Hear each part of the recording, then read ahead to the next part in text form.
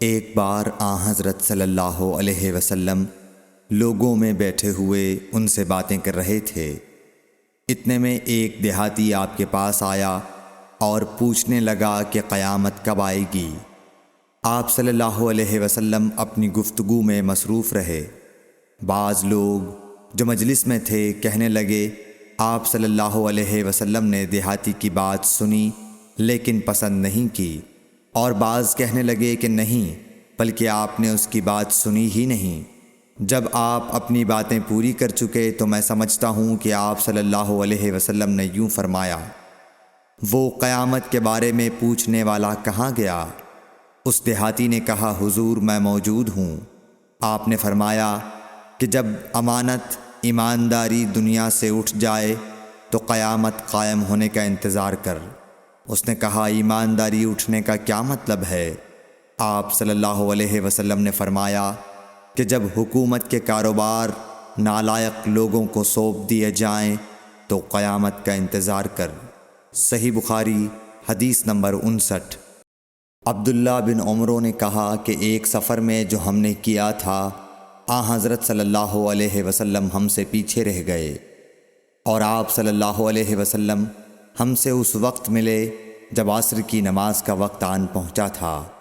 ہم جلدی جلدی وضو کر رہے تھے، پس پاؤں کو خوب دھونے کے بدل ہم یوں ہی سا دھو رہے تھے۔ یہ حال دیکھ کر آپ صلی اللہ علیہ وسلم نے بلند آواز سے پکارا، دیکھو ایڑیوں کی خرابی دوزخ سے ہونے والی ہے۔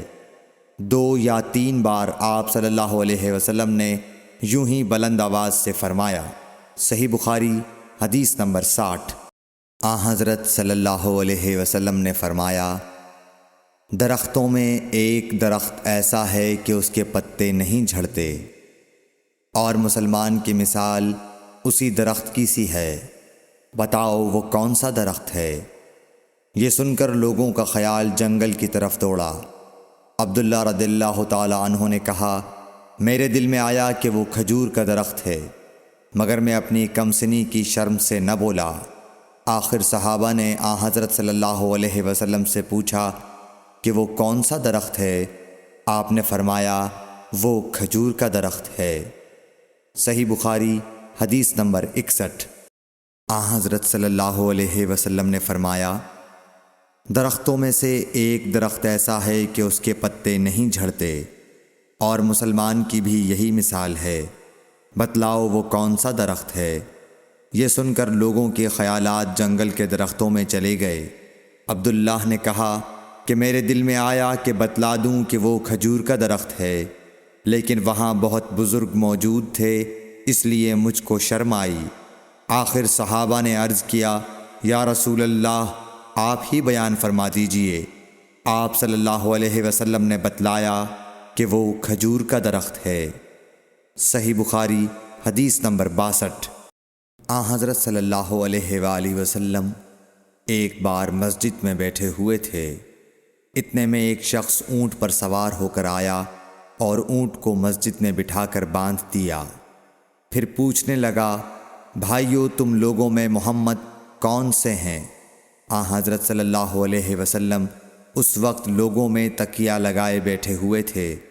ہم نے کہا، حضرت محمد صلی اللہ علیہ وسلم یہ سفید رنگ والے بزرگ ہیں جو تکیہ لگائے ہوئے تشریف فرما ہیں۔ تب وہ آپ سے مخاطب ہوا کہ اے عبد المطلب کے فرزند۔ آپ صلی اللہ علیہ وسلم نے فرمایا، کہو میں آپ کی بات سن رہا ہوں۔ وہ بولا، میں آپ سے کچھ دینی باتیں دریافت کرنا چاہتا ہوں، اور ذرا سختی سے بھی پوچھوں گا تو آپ اپنے دل میں برا نہ مانیے گا۔ آپ صلی اللہ علیہ وسلم نے فرمایا، نہیں، جو تمہارا دل چاہے پوچھو۔ تب اس نے کہا کہ میں آپ کے رب اور اگلے لوگوں کے رب تبارک و تعالی کی قسم دے کر پوچھتا ہوں، کیا آپ کو اللہ نے دنیا کے سب لوگوں کی طرف رسول بنا کر بھیجا ہے؟ آپ صلی اللہ علیہ وسلم نے فرمایا، ہاں یا میرے اللہ۔ پھر اس نے کہا، میں آپ کو اللہ کی قسم دیتا ہوں، کیا اللہ نے آپ کو رات دن میں 5 نمازیں پڑھنے کا حکم فرمایا ہے؟ آپ صلی اللہ علیہ وسلم نے فرمایا، ہاں یا میرے اللہ۔ پھر کہنے لگا، میں آپ کو اللہ کی قسم دے کر پوچھتا ہوں کہ کیا اللہ نے آپ کو یہ حکم دیا ہے کہ سال بھر میں اس مہینے رمضان کے روزے رکھو؟ آپ صلی اللہ علیہ وسلم نے فرمایا، ہاں یا میرے اللہ۔ پھر کہنے لگا، میں آپ کو اللہ کی قسم دے کر پوچھتا ہوں کہ کیا اللہ نے آپ کو یہ حکم دیا ہے کہ آپ ہم میں سے جو مالدار لوگ ہیں ان سے زکوٰۃ وصول کر کے ہمارے محتاجوں میں بانٹ دیا کریں؟ حضرت صلی اللہ علیہ وسلم نے فرمایا، ہاں یا میرے اللہ۔ تب وہ شخص کہنے لگا، جو حکم آپ اللہ کے پاس سے لائے ہیں میں ان پر ایمان لایا، اور میں اپنی قوم کے لوگوں کا جو یہاں نہیں آئے ہیں بھیجا ہوا تحقیق حال کے لیے آیا ہوں۔ صحیح بخاری حدیث نمبر 63۔ رسول اللہ صلی اللہ علیہ وسلم نے ایک شخص کو اپنا ایک خط دے کر بھیجا اور اسے یہ حکم دیا کہ اسے حاکم بحرین کے پاس لے جائے۔ بحرین کے حاکم نے وہ خط کسریٰ شاہ ایران کے پاس بھیج دیا۔ جس وقت اس نے وہ خط پڑھا تو چاک کر ڈالا۔ راوی کہتے ہیں، اور میرا خیال ہے کہ ابن مسیب نے اس کے بعد مجھ سے کہا کہ اس واقعے کو سن کر رسول اللہ صلی اللہ علیہ وسلم نے اہل ایران کے لیے بد دعا کی کہ وہ بھی چاک شدہ خط کی طرح ٹکڑے ٹکڑے ہو جائیں۔ اللہ نے بہت جلد اپنے سچے رسول صلی اللہ علیہ وسلم کی دعا کا اثر ظاہر کر دیا۔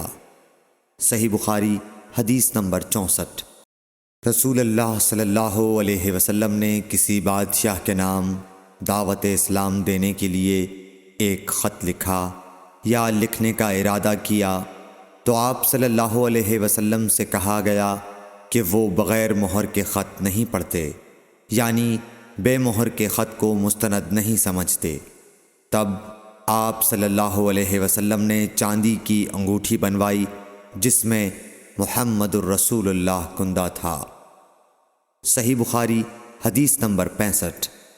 ایک مرتبہ رسول اللہ صلی اللہ علیہ وسلم مسجد میں تشریف فرما تھے اور لوگ آپ صلی اللہ علیہ وسلم کے ارد گرد بیٹھے ہوئے تھے کہ 3 آدمی وہاں آئے۔ ان میں سے 2 رسول اللہ صلی اللہ علیہ وسلم کے سامنے پہنچ گئے اور ایک واپس چلا گیا۔ پھر وہ دونوں رسول اللہ صلی اللہ علیہ وسلم کے سامنے کھڑے ہو گئے۔ اس کے بعد ان میں سے ایک نے جب مجلس میں ایک جگہ کچھ گنجائش دیکھی تو وہاں بیٹھ گیا، اور دوسرا اہل مجلس کے پیچھے بیٹھ گیا، اور تیسرا جو تھا وہ لوٹ گیا۔ تو جب رسول اللہ صلی اللہ علیہ وسلم اپنی گفتگو سے فارغ ہوئے تو صحابہ رضی اللہ عنہم سے فرمایا، کیا تمہیں 3 آدمیوں کے بارے میں نہ بتاؤں؟ تو سنو۔ ان میں سے ایک نے اللہ سے پناہ چاہی، اللہ نے اسے پناہ دی، اور دوسرے کو شرم آئی تو اللہ بھی اس سے شرمایا کہ اسے بھی بخش دیا، اور تیسرے شخص نے منہ موڑا، اللہ نے بھی اس سے منہ موڑ لیا۔ صحیح بخاری حدیث نمبر 66۔ رسول اللہ صلی اللہ علیہ وسلم اپنے اونٹ پر بیٹھے ہوئے تھے اور ایک شخص نے اس کی نکیل تھام رکھی تھی۔ آپ صلی اللہ علیہ وسلم نے پوچھا، آج یہ کون سا دن ہے؟ ہم خاموش رہے حتیٰ کہ ہم سمجھے کہ آج کے دن کا آپ کوئی دوسرا نام اس کے نام کے علاوہ تجویز فرمائیں گے۔ پھر آپ صلی اللہ علیہ وسلم نے فرمایا، کیا آج قربانی کا دن نہیں ہے؟ ہم نے عرض کیا، بے شک۔ اس کے بعد آپ صلی اللہ علیہ وسلم نے فرمایا، یہ کون سا مہینہ ہے؟ ہم اس پر بھی خاموش رہے اور یہی سمجھے کہ اس مہینے کا بھی آپ اس کے نام کے علاوہ کوئی دوسرا نام تجویز فرمائیں گے۔ پھر آپ صلی اللہ علیہ وسلم نے فرمایا، کیا یہ ذو الحجہ کا مہینہ نہیں ہے؟ ہم نے عرض کیا، بے شک۔ آپ صلی اللہ علیہ وسلم نے فرمایا، تو یقیناً تمہاری جانیں اور تمہارے مال اور تمہاری آبرو تمہارے درمیان اسی طرح حرام ہیں جس طرح آج کے دن کی حرمت تمہارے اس مہینے اور اس شہر میں ہے۔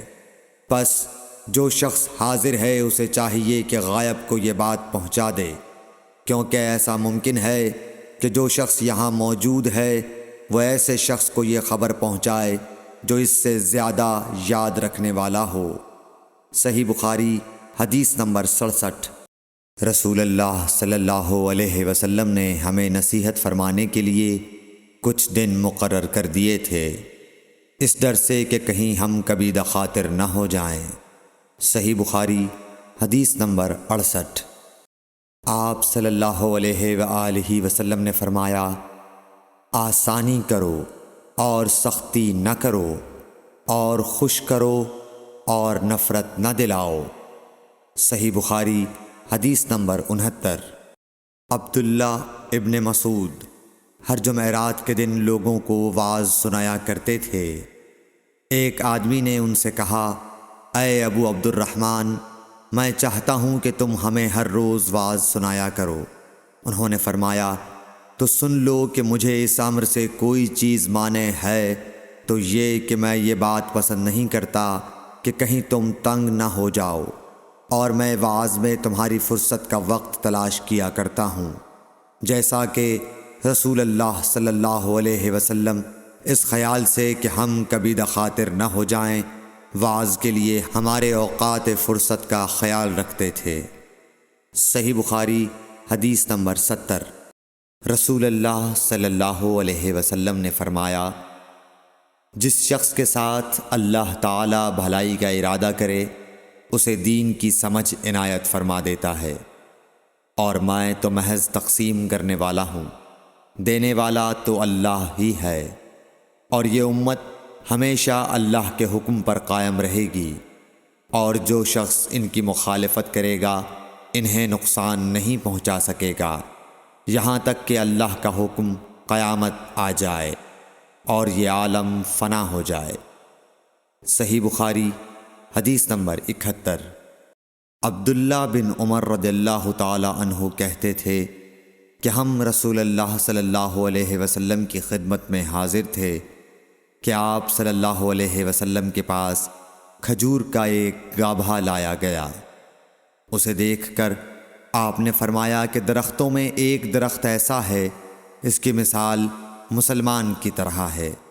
ابن عمر کہتے ہیں کہ یہ سن کر میں نے ارادہ کیا کہ عرض کروں کہ وہ درخت کھجور کا ہے، مگر چونکہ میں سب میں چھوٹا تھا اس لیے خاموش رہا۔ پھر رسول اللہ صلی اللہ علیہ وسلم نے خود ہی فرمایا کہ وہ کھجور ہے۔ صحیح بخاری حدیث نمبر 72۔ رسول اللہ صلی اللہ علیہ وسلم کا ارشاد ہے کہ حسد صرف دو باتوں میں جائز ہے، ایک تو اس شخص کے بارے میں جسے اللہ نے دولت دی ہو اور وہ اس دولت کو راہ حق میں خرچ کرنے پر بھی قدرت رکھتا ہو، اور ایک اس شخص کے بارے میں جسے اللہ نے حکمت کی دولت سے نوازا ہو اور وہ اس کے ذریعے سے فیصلہ کرتا ہو اور لوگوں کو اس حکمت کی تعلیم دیتا ہو۔ صحیح بخاری حدیث نمبر 73۔ رسول اللہ صلی اللہ علیہ وآلہ وسلم نے فرمایا، ایک دن حضرت موسیٰ علیہ السلام بنی اسرائیل کی ایک جماعت میں بیٹھے ہوئے تھے کہ اتنے میں ایک شخص آیا اور اس نے آپ سے پوچھا، کیا آپ جانتے ہیں کہ دنیا میں کوئی آپ سے بڑھ کر عالم موجود ہے؟ حضرت موسیٰ علیہ السلام نے فرمایا، نہیں۔ اس پر اللہ تعالیٰ نے حضرت موسیٰ علیہ السلام کے پاس وحی بھیجی کہ ہاں، ہمارا بندہ خضر ہے جس کا علم تم سے زیادہ ہے۔ حضرت موسیٰ علیہ السلام نے اللہ سے دریافت کیا کہ خضر علیہ السلام سے ملنے کی کیا صورت ہے؟ اللہ تعالیٰ نے ایک مچھلی کو ان سے ملاقات کی علامت قرار دیا اور ان سے کہہ دیا کہ جب تم اس مچھلی کو گم کر دو تو واپس لوٹ جاؤ، تب خضر سے تمہاری ملاقات ہوگی۔ تب موسیٰ علیہ السلام چلے اور دریا میں مچھلی کی علامت تلاش کرتے رہے۔ اس وقت ان کے ساتھی نے کہا، جب ہم پتھر کے پاس تھے کیا آپ نے دیکھا تھا؟ میں اس وقت مچھلی کا کہنا بھول گیا اور شیطان ہی نے مجھے اس کا ذکر بھلا دیا۔ موسیٰ علیہ السلام نے کہا، اسی مقام کی ہمیں تلاش تھی۔ تب وہ اپنے نشانات قدم پر پچھلے پاؤں باتیں کرتے ہوئے لوٹے۔ وہاں انہوں نے خضر علیہ السلام کو پایا۔ پھر ان کا وہی قصہ ہے جو اللہ نے اپنی کتاب قرآن میں بیان کیا ہے۔ صحیح بخاری حدیث نمبر 74۔ حضرت ابن عباس رضی اللہ تعالی عنہ نے فرمایا کہ ایک مرتبہ رسول اللہ صلی اللہ علیہ وآلہ وسلم نے مجھے سینے سے لگا لیا اور دعا دیتے ہوئے فرمایا کہ اے اللہ اسے علم کتاب قرآن عطا فرمائیو۔ صحیح بخاری حدیث نمبر 75۔ عبداللہ بن عباس رضی اللہ تعالی عنہ نے فرمایا کہ میں ایک مرتبہ گدھی پر سوار ہو کر چلا۔ اس زمانے میں میں بلوغ کے قریب تھا۔ رسول اللہ صلی اللہ علیہ وسلم منی میں نماز پڑھ رہے تھے اور آپ کے سامنے دیوار کی آڑ نہ تھی، تو میں بعض صفوں کے سامنے سے گزرا اور گدھی کو چھوڑ دیا۔ وہ چرنے لگی، جبکہ میں صف میں شامل ہو گیا، مگر کسی نے مجھے اس بات پر ٹوکا نہیں۔ صحیح بخاری حدیث نمبر 76۔ محمود بن ربیع فرماتے ہیں کہ مجھے یاد ہے کہ ایک مرتبہ رسول اللہ صلی اللہ علیہ وسلم نے ایک ڈول سے منہ میں پانی لے کر میرے چہرے پر کلی فرمائی، اور میں اس وقت 5 سال کا تھا۔ صحیح بخاری حدیث نمبر 77۔ حضور اکرم صلی اللہ علیہ وآلہ وسلم نے فرمایا کہ ایک بار حضرت موسیٰ علیہ السلام بنی اسرائیل کی ایک جماعت میں تھے کہ اتنے میں ایک شخص آیا اور کہنے لگا، کیا آپ جانتے ہیں کہ دنیا میں آپ سے بھی بڑھ کر کوئی عالم موجود ہے؟ حضرت موسیٰ علیہ السلام نے فرمایا کہ نہیں۔ تب اللہ تعالیٰ نے حضرت موسیٰ علیہ السلام پر وحی نازل کی کہ ہاں، ہمارا بندہ خضر علم میں تم سے بڑھ کر ہے۔ تو حضرت موسیٰ علیہ السلام نے ان سے ملنے کی راہ دریافت کی۔ اس وقت اللہ تعالیٰ نے ان سے ملاقات کے لیے مچھلی کو نشانی قرار دیا اور ان سے کہہ دیا کہ جب تم مچھلی کو نہ پاؤ تو لوٹ جانا، تم خضر سے ملاقات کر لوگے۔ حضرت موسیٰ علیہ السلام دریا میں مچھلی کے نشان کا انتظار کرتے رہے۔ تب ان کے خادم نے ان سے کہا، کیا آپ نے دیکھا تھا کہ جب ہم پتھر کے پاس تھے تو میں وہاں مچھلی بھول گیا اور مجھے شیطان ہی نے غافل کر دیا؟ حضرت موسیٰ علیہ السلام نے کہا کہ ہم اسی مقام کے تو متلاشی تھے۔ تب وہ اپنے قدموں کے نشانوں پر باتیں کرتے ہوئے واپس لوٹے۔ وہاں خضر علیہ السلام کو انہوں نے پایا۔ پھر ان کا قصہ وہی ہے جو اللہ تعالیٰ نے اپنی کتاب میں بیان فرمایا ہے۔ صحیح بخاری حدیث نمبر 78۔ آپ صلی اللہ علیہ وآلہ وسلم نے فرمایا کہ اللہ تعالیٰ نے مجھے جس علم و ہدایت کے ساتھ بھیجا ہے اس کی مثال زبردست بارش کی سی ہے جو زمین پر خوب برسے۔ بعض زمین جو صاف ہوتی ہے وہ پانی کو پی لیتی ہے اور بہت سبزہ اور گھاس اگاتی ہے، اور بعض زمین جو سخت ہوتی ہے وہ پانی کو روک لیتی ہے۔ اس سے اللہ تعالیٰ لوگوں کو فائدہ پہنچاتا ہے، وہ اس سے سیراب ہوتے ہیں اور سیراب کرتے ہیں۔ اور کچھ اور زمین کے بعض خطوں پر پانی پڑتا ہے جو بالکل چٹیل میدان ہوتے ہیں، نہ پانی روکتے ہیں اور نہ ہی سبزہ اگاتے ہیں۔ تو یہ اس شخص کی مثال ہے جو دین میں سمجھ پیدا کرے اور نفع دے۔ اس کو وہ چیز جس کے ساتھ میں مبعوث کیا گیا ہوں اس نے علم دین سیکھا اور سکھایا، اور اس شخص کی مثال جس نے سر نہیں اٹھایا یعنی توجہ نہیں کی اور جو ہدایت دے کر میں بھیجا گیا ہوں اسے قبول نہیں کیا۔ صحیح بخاری حدیث نمبر 79۔ رسول اللہ صلی اللہ علیہ وسلم نے فرمایا، علامت قیامت میں سے یہ ہے کہ دینی علم اٹھ جائے گا اور جہل ہی جہل ظاہر ہو جائے گا، اور اعلانیہ شراب پی جائے گی اور زنا پھیل جائے گا۔ صحیح بخاری حدیث نمبر 80۔ رسول اللہ صلی اللہ علیہ وآلہ وسلم نے فرمایا کہ علامات قیامت میں سے یہ ہے کہ علم دین کم ہو جائے گا، جہل ظاہر ہو جائے گا، زنا بکثرت ہوگا، عورتیں بڑھ جائیں گی اور مرد کم ہو جائیں گے، حتیٰ کہ 50 عورتوں کا نگران صرف ایک مرد رہ جائے گا۔ صحیح بخاری حدیث نمبر 81۔ رسول اللہ صلی اللہ علیہ وسلم نے فرمایا کہ میں سو رہا تھا، اسی حالت میں مجھے دودھ کا پیالہ دیا گیا۔ میں نے خوب اچھی طرح پی لیا، حتیٰ کہ میں نے دیکھا کہ تازگی میرے ناخنوں سے نکل رہی ہے۔ پھر میں نے اپنا بچا ہوا دودھ عمر بن الخطاب کو دے دیا۔ صحابہ رضی اللہ عنہم نے پوچھا، آپ نے اس کی کیا تعبیر لی؟ آپ صلی اللہ علیہ وسلم نے فرمایا، علم۔ صحیح بخاری حدیث نمبر 82۔ حجۃ الوداع میں رسول اللہ صلی اللہ علیہ وسلم لوگوں کے مسائل دریافت کرنے کی وجہ سے منا میں ٹھہر گئے تو ایک شخص آیا اور اس نے کہا کہ میں نے بے خبری میں ذبح کرنے سے پہلے سر منڈا لیا۔ آپ صلی اللہ علیہ وسلم نے فرمایا، اب ذبح کر لے اور کچھ حرج نہیں۔ پھر دوسرا آدمی آیا، اس نے کہا کہ میں نے بے خبری میں رمی کرنے سے پہلے قربانی کر لی۔ آپ صلی اللہ علیہ وآلہ وسلم نے فرمایا، اب رمی کر لے اور پہلے کر دینے سے کچھ حرج نہیں۔ ابن عمرو کہتے ہیں، اس دن آپ صلی اللہ علیہ وسلم سے جس چیز کا بھی سوال ہوا جو کسی نے آگے اور پیچھے کر لی تھی، تو آپ صلی اللہ علیہ وسلم نے یہی فرمایا کہ اب کر لے اور کچھ حرج نہیں۔ صحیح بخاری حدیث نمبر 83۔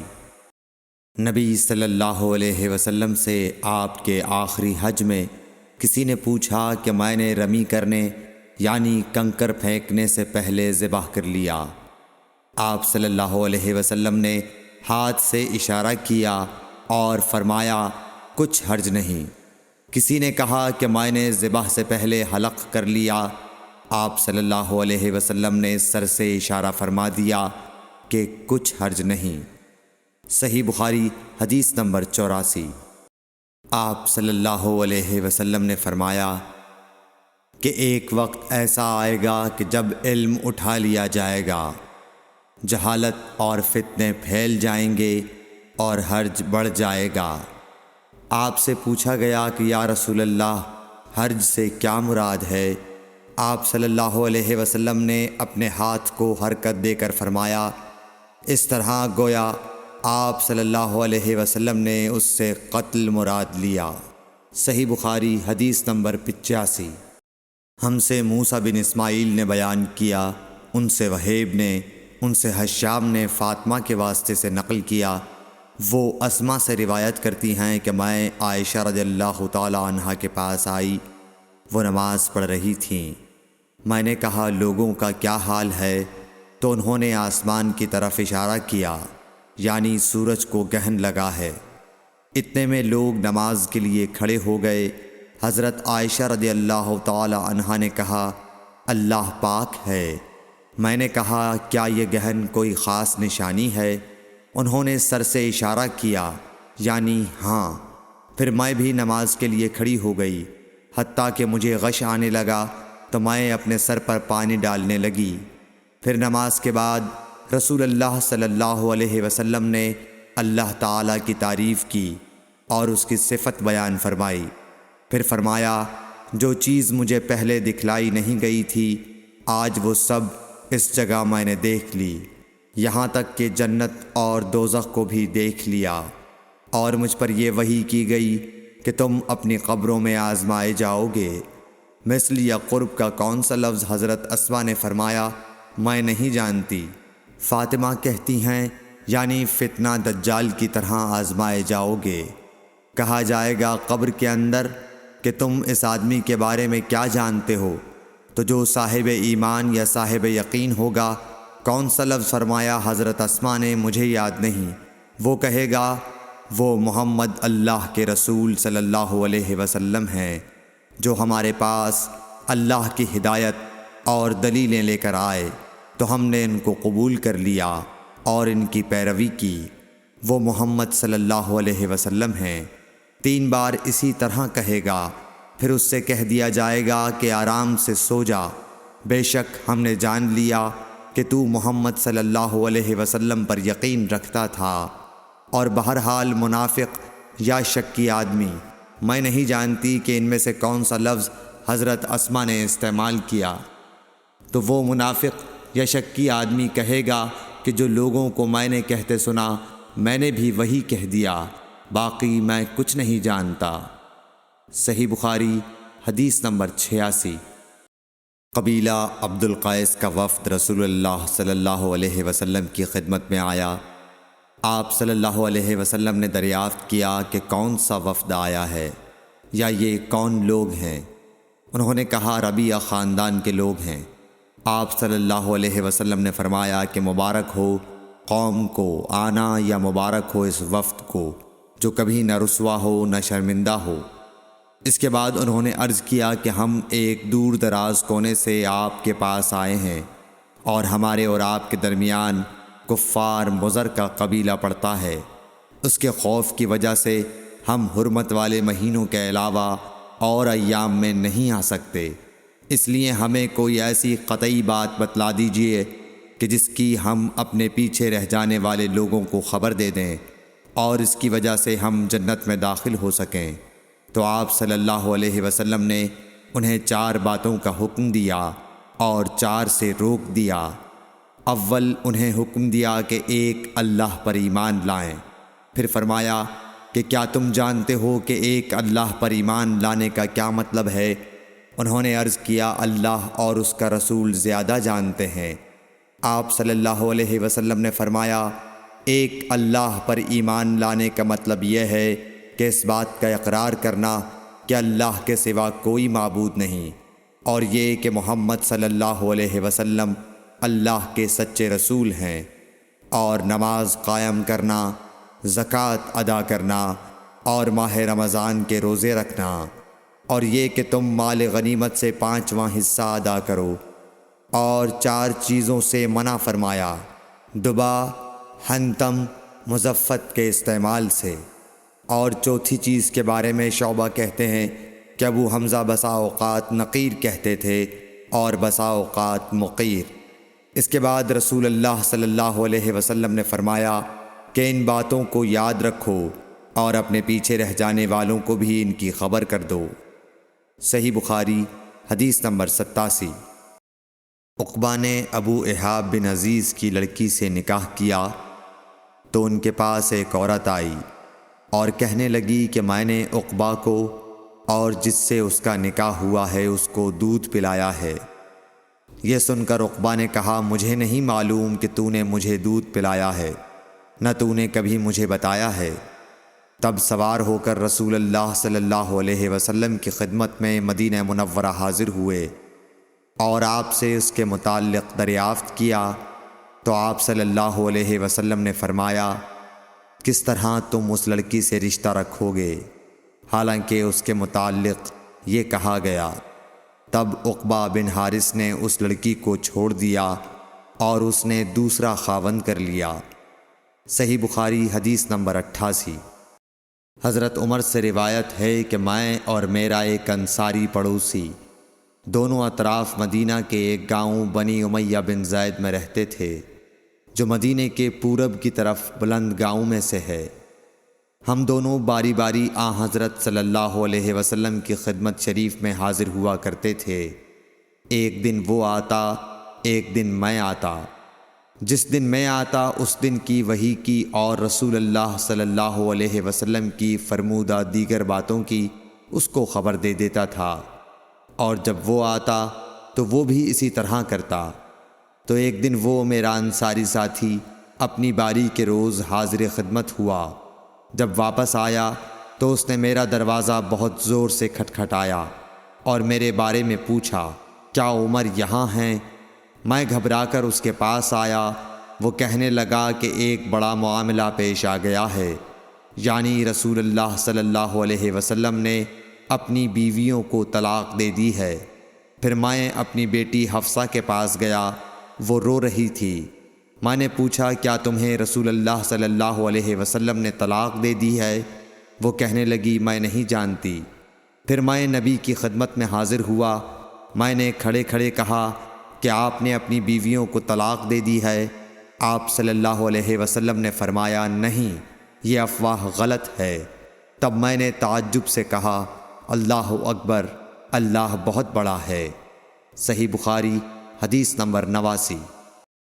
ایک شخص حزم بن ابی کعب نے رسول اللہ کی خدمت میں آ کر عرض کیا، یا رسول اللہ، فلاں شخص معاذ بن جبل لمبی نماز پڑھاتے ہیں، اس لیے میں جماعت کی نماز میں شریک نہیں ہو سکتا، کیونکہ میں دن بھر اونٹ چرانے کی وجہ سے رات کو تھک کر چکنا چور ہوتا ہوں اور طویل قرات سننے کی طاقت نہیں رکھتا۔ ابو مسعود راوی کہتے ہیں کہ اس دن سے زیادہ میں نے کبھی رسول اللہ صلی اللہ علیہ وسلم کو وعظ کے دوران اتنا غضبناک نہیں دیکھا۔ آپ صلی اللہ علیہ وسلم نے فرمایا، اے لوگو، تم ایسی شدت اختیار کر کے لوگوں کو دین سے نفرت دلانے لگے ہو، سن لو، جو شخص لوگوں کو نماز پڑھائے تو وہ ہلکی پڑھائے، کیونکہ ان میں بیمار، کمزور اور حاجت والے سبھی قسم کے لوگ ہوتے ہیں۔ صحیح بخاری حدیث نمبر 90۔ ایک شخص عمیر یا بلال نے رسول اللہ صلی اللہ علیہ وسلم سے پڑی ہوئی چیز کے بارے میں دریافت کیا۔ آپ نے فرمایا، اس کی بندھن پہچان لے، یا فرمایا کہ اس کا برتن اور تھیلی کو پہچان لے، پھر 1 سال تک اس کی شناخت کا اعلان کراؤ، پھر اس کا مالک نہ ملے تو اس سے فائدہ اٹھاؤ، اور اگر اس کا مالک آ جائے تو اسے سونپ دو۔ اس نے پوچھا کہ اچھا، گمشدہ اونٹ کے بارے میں کیا حکم ہے؟ آپ کو اس قدر غصہ آ گیا کہ رخسار مبارک سرخ ہو گئے، یا راوی نے یہ کہا کہ آپ کا چہرہ سرخ ہو گیا۔ یہ سن کر آپ صلی اللہ علیہ وسلم نے فرمایا، تجھے اونٹ سے کیا واسطہ؟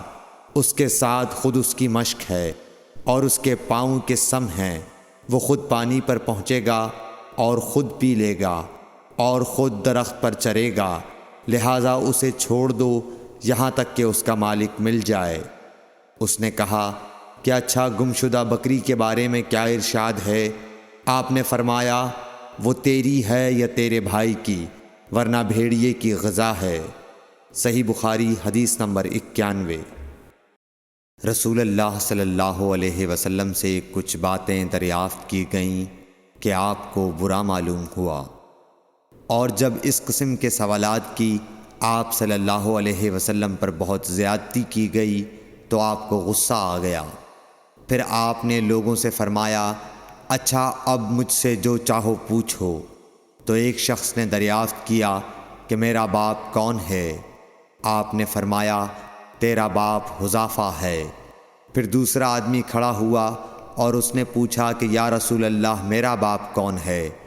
آپ نے فرمایا کہ تیرا باپ سالم شیبہ کا آزاد کردہ غلام ہے۔ آخر حضرت عمر رضی اللہ تعالی عنہ نے آپ کے چہرہ مبارک کا حال دیکھا تو عرض کیا، یا رسول اللہ، ہم ان باتوں کے دریافت کرنے سے جو آپ کو ناگوار ہوں اللہ تعالی سے توبہ کرتے ہیں۔ صحیح بخاری حدیث نمبر 92۔ ایک دن رسول اللہ صلی اللہ علیہ وسلم گھر سے نکلے تو عبداللہ بن حذافہ کھڑے ہو کر پوچھنے لگے کہ حضور، میرا باپ کون ہے؟ آپ نے فرمایا، حذافہ۔ پھر آپ نے بار بار فرمایا کہ مجھ سے پوچھو۔ تو حضرت عمر رضی اللہ عنہ نے دو زانو ہو کر عرض کیا کہ ہم اللہ کے رب ہونے پر، اسلام کے دین ہونے اور محمد صلی اللہ علیہ وسلم کے نبی ہونے پر راضی ہیں، اور یہ جملہ 3 مرتبہ دہرایا۔ پھر یہ سن کر رسول اللہ صلی اللہ علیہ وسلم خاموش ہو گئے۔ صحیح بخاری حدیث نمبر 93۔ نبی اکرم صلی اللہ علیہ وآلہ وسلم جب سلام کرتے تو 3 بار سلام کرتے، اور جب کوئی کلمہ ارشاد فرماتے تو اسے 3 بار دہراتے، یہاں تک کہ خوب سمجھ لیا جاتا۔ صحیح بخاری حدیث نمبر 94۔ رسول اللہ صلی اللہ علیہ وسلم جب کوئی کلمہ ارشاد فرماتے تو اسے 3 بار لوٹاتے، یہاں تک کہ خوب سمجھ لیا جاتا، اور جب کچھ لوگوں کے پاس آپ تشریف لاتے اور انہیں سلام کرتے تو 3 بار سلام کرتے۔ صحیح بخاری حدیث نمبر 95۔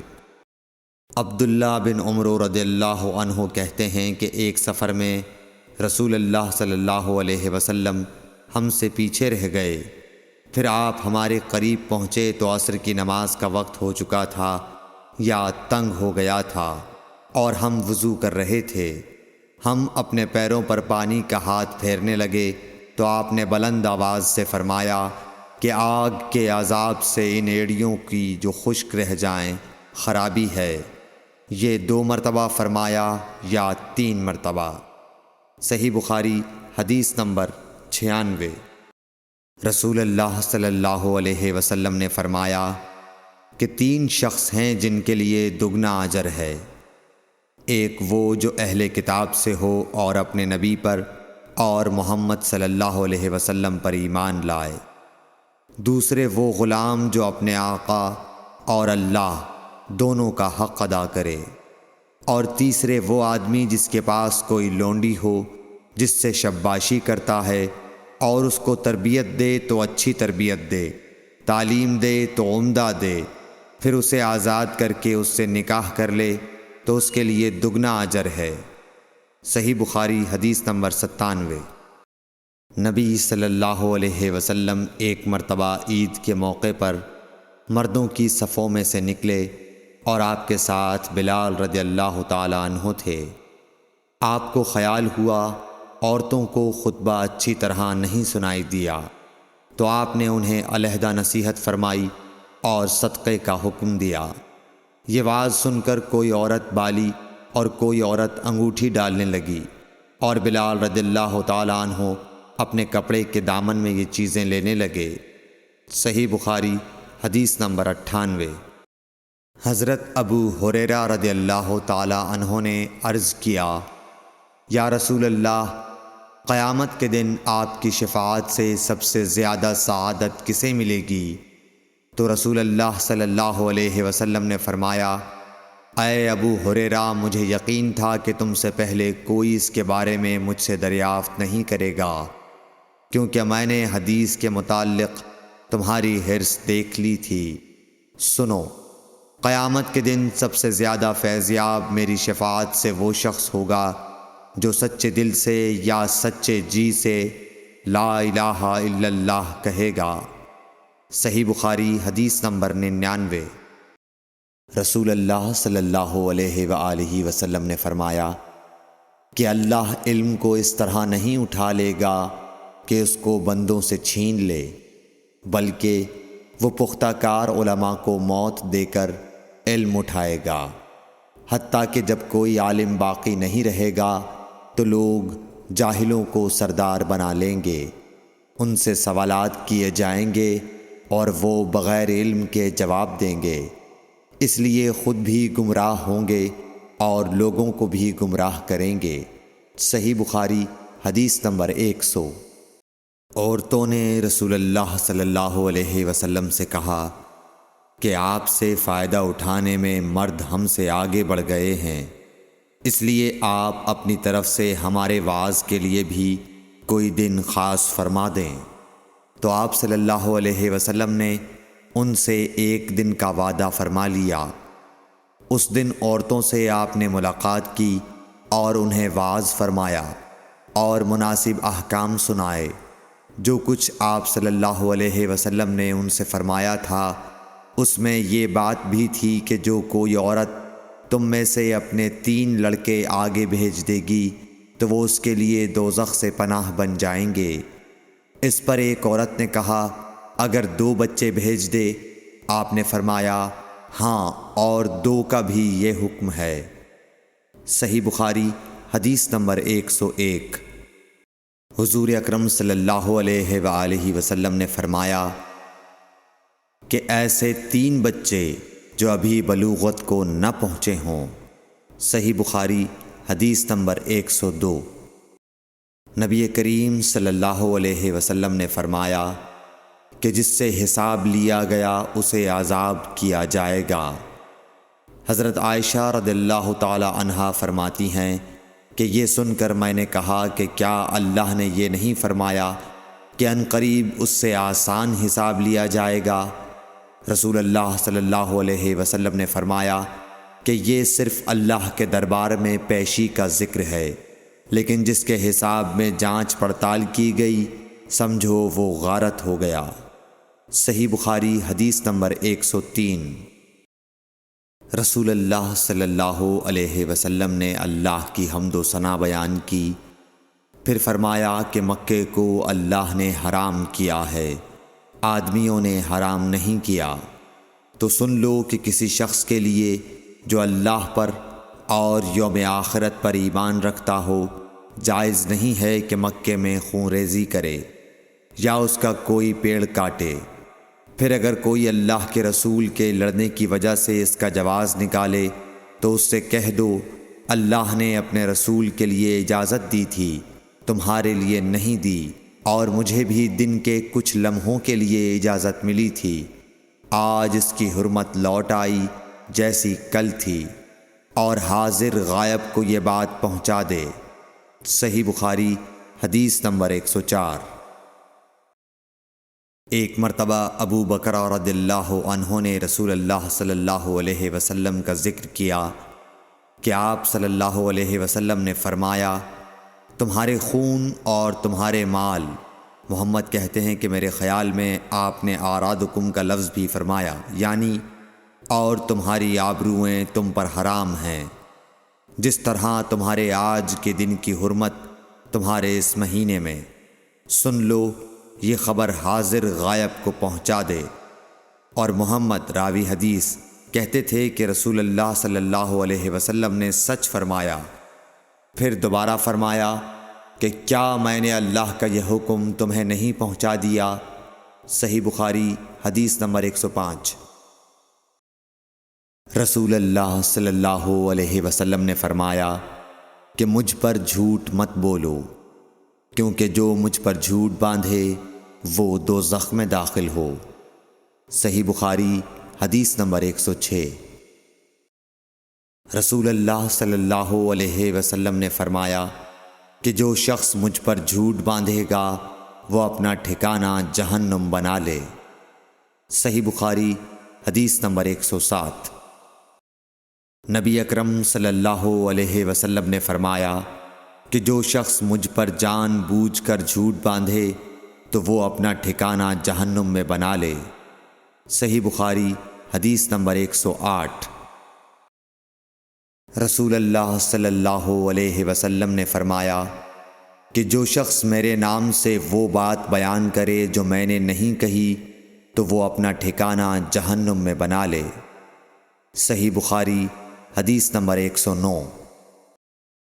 رسول اللہ صلی اللہ علیہ وسلم کا فرمان ہے کہ اپنی اولاد کا میرے نام کے اوپر نام رکھو مگر میری کنیت اختیار نہ کرو، اور جس شخص نے مجھے خواب میں دیکھا تو بلا شبہ اس نے مجھے دیکھا، کیونکہ شیطان میری صورت میں نہیں آ سکتا، اور جو شخص مجھ پر جان بوجھ کر جھوٹ بولے وہ دوزخ میں اپنا ٹھکانہ تلاش کرے۔ صحیح بخاری حدیث نمبر 110۔ جحیفہ کہتے ہیں کہ میں نے حضرت علی رضی اللہ عنہ سے پوچھا کہ کیا تمہارے پاس کوئی اور بھی کتاب ہے؟ انہوں نے فرمایا کہ نہیں، مگر اللہ کی کتاب قرآن ہے، یا پھر فہم ہے جو وہ ایک مسلمان کو عطا کرتا ہے، یا پھر جو کچھ صحیفے میں ہے۔ میں نے پوچھا اس صحیفے میں کیا ہے؟ انہوں نے فرمایا دیت اور قیدیوں کی رہائی کا بیان ہے، اور یہ حکم کہ مسلمان کافر کے بدلے قتل نہ کیا جائے۔ صحیح بخاری حدیث نمبر 111۔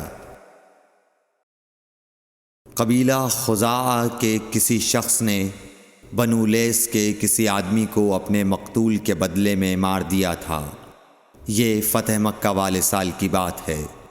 رسول اللہ صلی اللہ علیہ وسلم کو یہ خبر دی گئی۔ آپ نے اپنی اونٹنی پر سوار ہو کر خطبہ پڑھا اور فرمایا کہ اللہ نے مکے سے قتل یا ہاتھی کو روک لیا۔ امام بخاری رحمۃ اللہ علیہ فرماتے ہیں اس لفظ کو شک کے ساتھ سمجھو۔ ایسا ہی ابو نعیم وغیرہ نے القتل اور الفیل کہا ہے، ان کے علاوہ دوسرے لوگ الفیل کہتے ہیں۔ پھر رسول اللہ صلی اللہ علیہ وسلم نے فرمایا کہ اللہ نے ان پر اپنے رسول اور مسلمانوں کو غالب کر دیا، اور سمجھ لو کہ وہ مکہ کسی کے لیے حلال نہیں ہوا نہ مجھ سے پہلے اور نہ آئندہ کبھی ہوگا، اور میرے لیے بھی صرف دن کے تھوڑے سے حصے کے لیے حلال کر دیا گیا تھا۔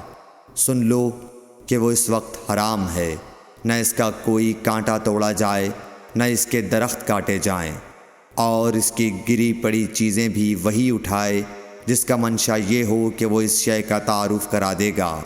تو اگر کوئی شخص مارا جائے تو اس کے عزیزوں کو اختیار ہے دو باتوں کا، یا دیت لیں یا بدلہ۔ اتنے میں ایک یمنی آدمی ابو شاہ نامی آیا اور کہنے لگا، یہ مسائل میرے لیے لکھوا دیجئے۔ تب آپ نے فرمایا کہ ابو فلاں کے لیے یہ مسائل لکھ دو۔ تو ایک قریشی شخص نے کہا، یا رسول اللہ، مگر اذخر، یعنی اذخر کاٹنے کی اجازت دے دیجئے، کیونکہ اسے ہم گھروں کی چھتوں پر ڈالتے ہیں یا مٹی ملا کر اور اپنی قبروں میں بھی ڈالتے ہیں۔ یہ سن کر رسول اللہ صلی اللہ علیہ وسلم نے فرمایا کہ ہاں مگر اذخر۔ صحیح بخاری حدیث نمبر 112۔ وہب بن منبح کے بھائی کہتے ہیں کہ میں نے حضرت ابو ہریرہ رضی اللہ تعالی عنہ کو کہتے ہوئے سنا کہ رسول اللہ صلی اللہ علیہ وسلم کے صحابہ میں عبداللہ بن عمر رضی اللہ عنہ کے علاوہ مجھ سے زیادہ کوئی حدیث بیان کرنے والا نہیں تھا، مگر وہ لکھ لیا کرتے تھے اور میں لکھتا نہیں تھا۔ صحیح بخاری حدیث نمبر 113۔ جب نبی اکرم صلی اللہ علیہ وسلم کے مرض میں شدت ہو گئی تو آپ صلی اللہ علیہ وسلم نے فرمایا کہ میرے پاس سامان کتابت لاؤ تاکہ تمہارے لیے ایک تحریر لکھ دوں، تاکہ بعد میں تم گمراہ نہ ہو سکو۔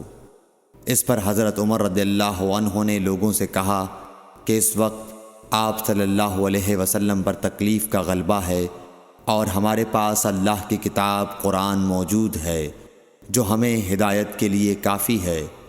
اس پر لوگوں کی رائے مختلف ہو گئی اور شور و غل زیادہ ہونے لگا۔ آپ صلی اللہ علیہ وسلم نے فرمایا، میرے پاس سے اٹھ کھڑے ہو، میرے پاس جھگڑنا ٹھیک نہیں۔ اس پر ابن عباس رضی اللہ عنہ یہ کہتے ہوئے نکل گئے کہ بے شک مصیبت بڑی سخت مصیبت ہے، وہ چیز جو ہمارے اور رسول کے اور آپ کی تحریر کے درمیان حائل ہو گئی۔ صحیح بخاری حدیث نمبر 114۔ ایک رات نبی کریم صلی اللہ علیہ وسلم نے بیدار ہوتے ہی فرمایا کہ سبحان اللہ، آج کی رات کس قدر فتنے اتارے گئے ہیں اور کتنے ہی خزانے کھولے گئے ہیں۔ ان حجرے والیوں کو جگاؤ، کیونکہ بہت سی عورتیں جو دنیا میں باریک کپڑا پہننے والی ہیں وہ آخرت میں ننگی ہوں گی۔ صحیح بخاری حدیث نمبر 115۔ حضرت عبداللہ بن عمر رضی اللہ عنہ نے فرمایا کہ آخر عمر میں ایک دفعہ رسول اللہ صلی اللہ علیہ وسلم نے ہمیں عشاء کی نماز پڑھائی۔ جب آپ نے سلام پھیرا تو کھڑے ہو گئے اور فرمایا کہ تمہاری آج کی رات وہ ہے کہ اس رات سے 100 برس کے آخر تک کوئی شخص جو زمین پر ہے وہ باقی نہیں رہے گا۔ صحیح بخاری حدیث نمبر 116۔ حضرت عبداللہ بن عباس رضی اللہ تعالی عنہ فرماتے ہیں کہ ایک رات میں اپنی خالہ میمونہ بنت حارث زوجہ نبی کریم صلی اللہ علیہ وسلم کے پاس گزاری، اور نبی کریم صلی اللہ علیہ وسلم اس دن ان کی رات میں انہی کے گھر تھے۔ آپ صلی اللہ علیہ وسلم نے عشاء کی نماز مسجد میں پڑھی، پھر گھر تشریف لائے اور 4 رکعت نماز نفل پڑھ کر آپ سو گئے۔ پھر اٹھے اور فرمایا کہ ابھی تک یہ لڑکا سو رہا ہے یا اسی جیسا لفظ فرمایا۔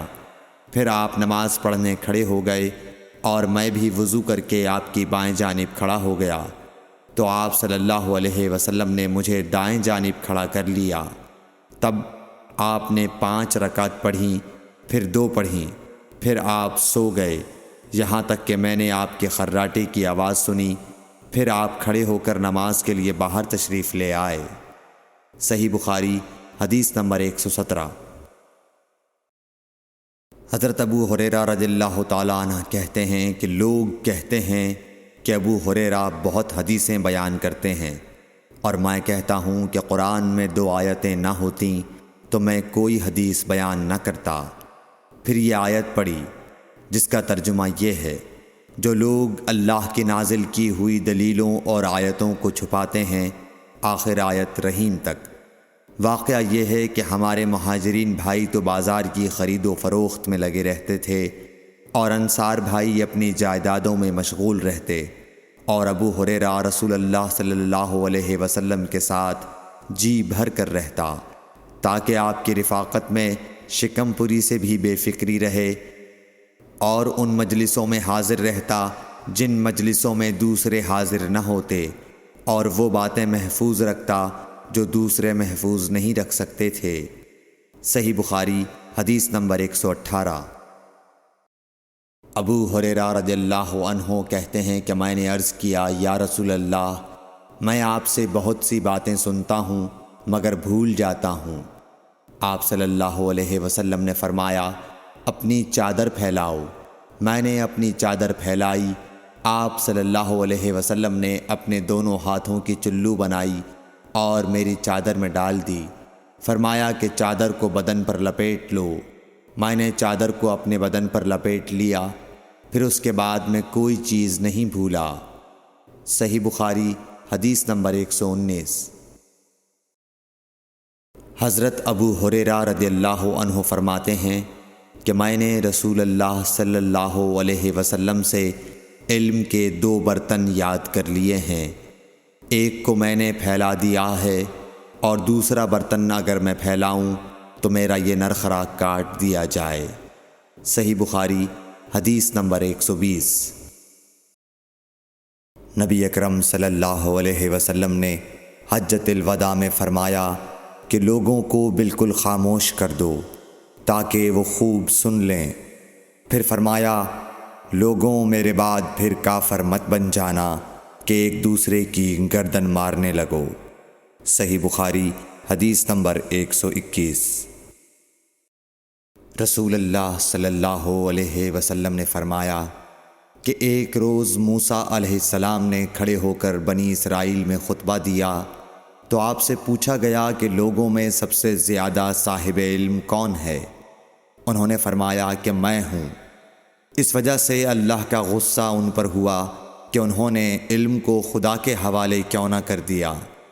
تب اللہ نے ان کی طرف وحی بھیجی کہ میرے بندوں میں سے ایک بندہ دریاؤں کے سنگم پر ہے، جہاں فارس اور روم کے سمندر ملتے ہیں، وہ تجھ سے زیادہ عالم ہے۔ موسیٰ علیہ السلام نے کہا کہ اے پروردگار، میری ان سے ملاقات کیسے ہو؟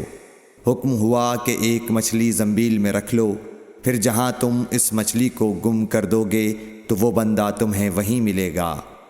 تب موسیٰ علیہ السلام چلے اور ساتھ اپنے خادم یوشع بن نون کو لے لیا، اور انہوں نے زنبیل میں مچھلی رکھ لی۔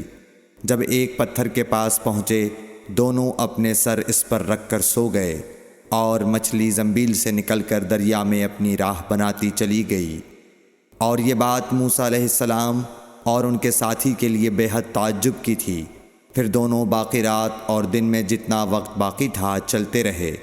جب صبح ہوئی، موسیٰ علیہ السلام نے خادم سے کہا، ہمارا ناشتہ لاؤ، اس سفر میں ہم نے کافی تکلیف اٹھائی ہے۔ اور موسیٰ علیہ السلام بالکل نہیں تھکے تھے، مگر جب اس جگہ سے آگے نکل گئے جہاں تک انہیں جانے کا حکم ملا تھا، تب ان کے خادم نے کہا کہ کیا آپ نے دیکھا تھا کہ جب ہم صخرہ کے پاس ٹھہرے تھے تو میں مچھلی کا ذکر بھول گیا؟ بقول بعض صخرہ کے نیچے آب حیات تھا، وہ اس مچھلی پر پڑا اور وہ زندہ ہو کر بقدرت الہی دریا میں چل دی۔ یہ سن کر موسیٰ علیہ السلام بولے کہ یہی وہ جگہ ہے جس کی ہمیں تلاش تھی، تو وہ پچھلے پاؤں واپس ہو گئے۔ جب پتھر تک پہنچے تو دیکھا کہ ایک شخص کپڑا اوڑھے ہوئے موجود ہے۔ موسیٰ علیہ السلام نے انہیں سلام کیا۔ خضر نے کہا کہ تمہاری سرزمین میں سلام کہاں؟ پھر موسیٰ علیہ السلام نے کہا کہ میں موسیٰ ہوں۔ خضر بولے کہ بنی اسرائیل کے موسیٰ؟ انہوں نے جواب دیا ہاں۔ پھر کہا کہ کیا میں آپ کے ساتھ چل سکتا ہوں؟ تاکہ آپ مجھے ہدایت کی وہ باتیں بتلاؤ جو اللہ نے خاص آپ ہی کو سکھلائی ہیں۔ خضر بولے کہ تم میرے ساتھ صبر نہیں کر سکو گے۔ اے موسیٰ، مجھے اللہ نے ایسا علم دیا ہے جسے تم نہیں جانتے، اور تم کو جو علم دیا ہے اسے میں نہیں جانتا۔ اس پر موسیٰ علیہ السلام نے کہا کہ خدا نے چاہا تو آپ مجھے صابر پاؤ گے، اور میں کسی بات میں آپ کی نافرمانی نہیں کروں گا۔ پھر دونوں دریا کے کنارے کنارے پیدل چلے۔ ان کے پاس کوئی کشتی نہ تھی کہ ایک کشتی ان کے سامنے سے گزری تو کشتی والوں سے انہوں نے کہا کہ ہمیں بٹھا لو۔ خضر کو انہوں نے پہچان لیا اور بغیر کرائے کے سوار کر لیا۔ اتنے میں ایک چڑیا آئی اور کشتی کے کنارے پر بیٹھ گئی۔ پھر سمندر میں اس نے ایک یا دو چونچیں ماری۔ اسے دیکھ کر خضر بولے کہ اے موسیٰ، میرے اور تمہارے علم نے اللہ کے علم میں سے اتنا ہی کم کیا ہوگا جتنا اس چڑیا نے سمندر کے پانی سے۔ پھر خضر نے کشتی کے تختوں میں سے ایک تختہ نکال ڈالا۔ موسیٰ علیہ السلام نے کہا کہ ان لوگوں نے تو ہمیں کرایہ لیے بغیر مفت میں سوار کیا، اور آپ نے ان کی کشتی کی لکڑی اکھاڑ ڈالی تاکہ یہ ڈوب جائیں۔ خضر بولے کہ کیا میں نے نہیں کہا تھا کہ تم میرے ساتھ صبر نہیں کر سکو گے؟ اس پر موسیٰ علیہ السلام نے جواب دیا کہ بھول پر میری گرفت نہ کرو۔ موسیٰ علیہ السلام نے بھول کر یہ پہلا اعتراض کیا تھا۔ پھر دونوں چلے۔ کشتی سے اتر کر ایک لڑکا بچوں کے ساتھ کھیل رہا تھا۔ خضر نے اوپر سے اس کا سر پکڑ کر ہاتھ سے اسے الگ کر دیا۔ موسیٰ علیہ السلام بول پڑے، کیا آپ نے ایک بے گناہ بچے کو بغیر کسی جانی حق کے مار ڈالا؟ غضب ہو گیا۔ خضر بولے کہ میں نے تم سے نہیں کہا تھا کہ تم میرے ساتھ صبر نہیں کر سکو گے؟ ابن عیینہ کہتے ہیں کہ اس کلام میں پہلے سے زیادہ تاکید ہے، کیونکہ پہلے کلام میں لفظ لکا نہیں کہا تھا، اس میں لکا زائد کیا، جس سے تاکید ظاہر ہے۔ پھر دونوں چلتے رہے، حتیٰ کہ ایک گاؤں والوں کے پاس آئے۔ ان سے کھانا لینا چاہا، انہوں نے کھانا کھلانے سے انکار کر دیا۔ انہوں نے وہیں دیکھا کہ ایک دیوار اسی گاؤں میں گرنے کے قریب تھی۔ خضر نے اپنے ہاتھ کے اشارے سے اسے سیدھا کر دیا۔ موسیٰ علیہ السلام بول اٹھے کہ اگر آپ چاہتے تو گاؤں والوں سے اس کام کی مزدوری لے سکتے تھے۔ خضر نے کہا کہ بس اب ہم اور تم میں جدائی کا وقت آ گیا ہے۔ جناب محبوب کبریا رسول اللہ صلی اللہ علیہ وسلم فرماتے ہیں کہ اللہ موسیٰ علیہ السلام پر رحم کرے۔ ہماری تمنا تھی کہ موسیٰ علیہ السلام کچھ دیر اور صبر کرتے تو مزید واقعات ان دونوں کے بیان کیے جاتے اور ہمارے سامنے روشنی میں آتے، مگر حضرت موسیٰ علیہ السلام کی عجلت نے اس علم لدنی کے سلسلے کو جلد ہی منقطع کرا دیا۔ صحیح بخاری حدیث نمبر 122۔ ایک شخص رسول اللہ صلی اللہ علیہ وسلم کی خدمت اقدس میں حاضر ہوا اور اس نے عرض کیا، یا رسول اللہ، اللہ کی راہ میں لڑائی کی کیا صورت ہے؟ کیونکہ ہم میں سے کوئی غصے کی وجہ سے اور کوئی غیرت کی وجہ سے جنگ کرتا ہے۔ تو آپ صلی اللہ علیہ وسلم نے اس کی طرف سر اٹھایا، اور سر اس لیے اٹھایا کہ پوچھنے والا کھڑا ہوا تھا۔ پھر آپ صلی اللہ علیہ وسلم نے فرمایا، جو اللہ کے کلمے کو سر بلند کرنے کے لیے لڑے وہ اللہ کی راہ میں لڑتا ہے۔ صحیح بخاری حدیث نمبر 123۔ رسول اللہ صلی اللہ علیہ وآلہ وسلم سے رمی کے وقت پوچھا جا رہا تھا تو ایک شخص نے عرض کیا، یا رسول اللہ، میں نے رمی سے قبل قربانی کر لی۔ آپ صلی اللہ علیہ وسلم نے فرمایا، اب رمی کر لو، کچھ حرج نہیں ہوا۔ دوسرے نے کہا، یا رسول اللہ، میں نے قربانی سے پہلے سر منڈا لیا۔ آپ صلی اللہ علیہ وسلم نے فرمایا، اب قربانی کر لو، کچھ حرج نہیں۔ اس وقت جس چیز کے بارے میں جو آگے پیچھے ہو گئی تھی آپ سے پوچھا گیا، آپ صلی اللہ علیہ وسلم نے یہی جواب دیا، اب کر لو، کچھ حرج نہیں۔ صحیح بخاری حدیث نمبر 124۔ حضرت عبداللہ بن مسعود رضی اللہ تعالی عنہ کہتے ہیں کہ ایک مرتبہ میں رسول کریم صلی اللہ علیہ وسلم کے ساتھ مدینے کے کھنڈرات میں چل رہا تھا اور آپ کھجور کی چھڑی پر سہارا دے کر چل رہے تھے تو کچھ یہودیوں کا ادھر سے گزر ہوا۔ ان میں سے ایک نے دوسرے سے کہا کہ کہ آپ سے روح کے بارے میں کچھ پوچھو۔ ان میں سے کسی نے کہا مت پوچھو، ایسا نہ ہو کہ وہ کوئی ایسی بات کہہ دیں جو تمہیں ناگوار ہو۔ مگر ان میں سے بعض نے کہا کہ ہم ضرور پوچھیں گے۔ پھر ایک شخص نے کھڑے ہو کر کہا اے ابو القاسم، روح کیا چیز ہے؟ آپ نے خاموشی اختیار فرمائی۔ میں نے دل میں کہا کہ آپ پر وحی آ رہی ہے، اس لیے میں کھڑا ہو گیا۔ جب آپ صلی اللہ علیہ وسلم سے وہ کیفیت دور ہو گئی تو آپ صلی اللہ علیہ وسلم نے قرآن کی یہ آیت جو اس وقت نازل ہوئی تھی تلاوت فرمائی۔ اے نبی، تم سے یہ لوگ روح کے بارے میں پوچھ رہے ہیں، کہہ دو کہ روح میرے رب کے حکم سے ہے، اور تمہیں علم کا بہت تھوڑا حصہ دیا گیا ہے، اس لیے تم روح کی حقیقت نہیں سمجھ سکتے۔ صحیح بخاری حدیث نمبر 125۔ رسول اللہ صلی اللہ علیہ وآلہ وسلم نے ارشاد فرمایا کہ اے عائشہ، اگر تیری قوم دور جاہلیت کے ساتھ قریب نہ ہوتی بلکہ پرانی ہو گئی ہوتی۔ ابن زبیر نے کہا یعنی زمانہ کفر کے ساتھ قریب نہ ہوتی، تو میں کعبے کو توڑ دیتا اور اس کے لیے 2 دروازے بنا دیتا، ایک دروازے سے لوگ داخل ہوتے اور دوسرے دروازے سے باہر نکلتے۔ صحیح بخاری حدیث نمبر 126۔ حضرت علی رضی اللہ عنہ کا ارشاد ہے کہ لوگوں سے وہ باتیں کرو جنہیں وہ پہچانتے ہوں۔ کیا تمہیں یہ پسند ہے کہ لوگ اللہ اور اس کے رسول کو جھٹلا دیں؟ صحیح بخاری حدیث نمبر 127۔ ایک مرتبہ حضرت معاذ بن جبل رسول اللہ صلی اللہ علیہ وسلم کے پیچھے سواری پر سوار تھے۔ آپ نے فرمایا اے معاذ، میں نے عرض کیا حاضر ہوں یا رسول اللہ۔ آپ صلی اللہ علیہ وسلم نے دوبارہ فرمایا اے معاذ، میں نے عرض کیا حاضر ہوں اے اللہ کے رسول۔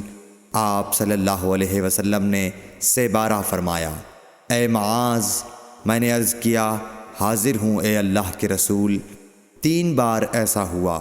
اس کے بعد آپ صلی اللہ علیہ وسلم نے فرمایا کہ جو شخص سچے دل سے اس بات کی گواہی دے کہ اللہ کے سوا کوئی معبود نہیں ہے اور محمد صلی اللہ علیہ وسلم اللہ کے سچے رسول ہیں، اللہ تعالیٰ اس کو دوزخ کی آگ پر حرام کر دیتا ہے۔ میں نے کہا یا رسول اللہ، کیا اس بات سے لوگوں کو باخبر نہ کر دوں تاکہ وہ خوش ہو جائیں؟ آپ صلی اللہ علیہ وسلم نے فرمایا اگر تم یہ خبر سناؤ گے تو لوگ اس پر بھروسہ کر بیٹھیں گے اور عمل چھوڑ دیں گے۔ صحیح بخاری حدیث نمبر 128۔ رسول کریم صلی اللہ علیہ وسلم نے ایک روز معاذ رضی اللہ عنہ سے فرمایا کہ جو شخص اللہ سے اس کیفیت کے ساتھ ملاقات کرے کہ اس نے اللہ کے ساتھ کسی کو شریک نہ کیا ہو، وہ یقیناً جنت میں داخل ہوگا۔ معاذ بولے یا رسول اللہ، کیا میں اس بات کی لوگوں کو بشارت نہ سنا دوں؟ آپ صلی اللہ علیہ وسلم نے فرمایا نہیں، مجھے خوف ہے کہ لوگ اس پر بھروسہ کر بیٹھیں گے۔ صحیح بخاری حدیث نمبر 129۔ ام سلیم نامی ایک عورت رسول کریم صلی اللہ علیہ وسلم کی خدمت اقدس میں حاضر ہوئیں اور عرض کیا کہ یا رسول اللہ، اللہ تعالی حق بات بیان کرنے سے نہیں شرماتا، اس لیے میں پوچھتی ہوں کہ کیا احتلام سے عورت پر بھی غسل ضروری ہے؟ آپ صلی اللہ علیہ وسلم نے فرمایا کہ ہاں، جب عورت پانی دیکھ لے یعنی کپڑے وغیرہ پر منی کا اثر معلوم ہو۔ تو یہ سن کر حضرت ام سلمہ رضی اللہ عنہا نے شرم کی وجہ سے اپنا چہرہ چھپا لیا اور کہا یا رسول اللہ، کیا عورت کو بھی احتلام ہوتا ہے؟